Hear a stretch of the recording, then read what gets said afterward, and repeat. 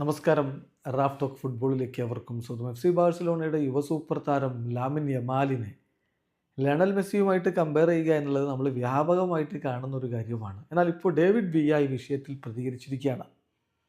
അദ്ദേഹം പറയുന്നു, ഞാൻ ഒരിക്കലും ലാമിനെ മെസ്സിയുമായിട്ട് കമ്പയർ ചെയ്യില്ല.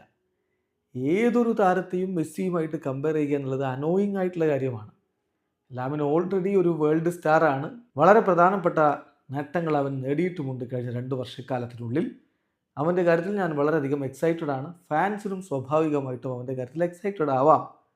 പക്ഷേ ഒരിക്കലും ലിയോ മെസ്സിയുമായിട്ട് അവനെ കമ്പയർ ചെയ്യേണ്ട ആവശ്യമേ ഇല്ല എന്നാണ് ഞാൻ വിശ്വസിക്കുന്നത് എന്നാണ് ഇപ്പോൾ ഡേവിഡ് വിയ പറയുന്നത്.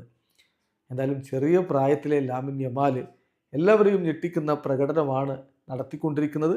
അതുപോലെ നമുക്കറിയാം, ഈ പ്രായത്തിൽ ലിയോ മെസ്സി നേടാത്ത നേട്ടങ്ങൾ അവൻ നേടിയിട്ടുണ്ട്.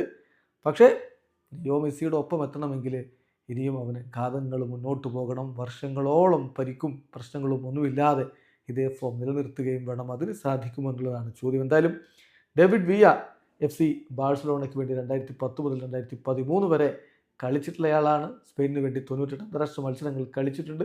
വളരെ നന്നായിട്ട് ലിയോ മെസ്സിയെക്കുറിച്ച് അറിയാം. അതുകൊണ്ട് തന്നെയാണ് അദ്ദേഹം ഇത്തരമൊരു അഭിപ്രായം പറയുന്നത്. വീഡിയോ അവസാനിക്കുന്ന ഫുട്ബോൾ ലോകത്തെ കൂടുതൽ വിശേഷങ്ങളുമായി റാഫ് ടോക്സ് കൊണ്ടുവെത്താം.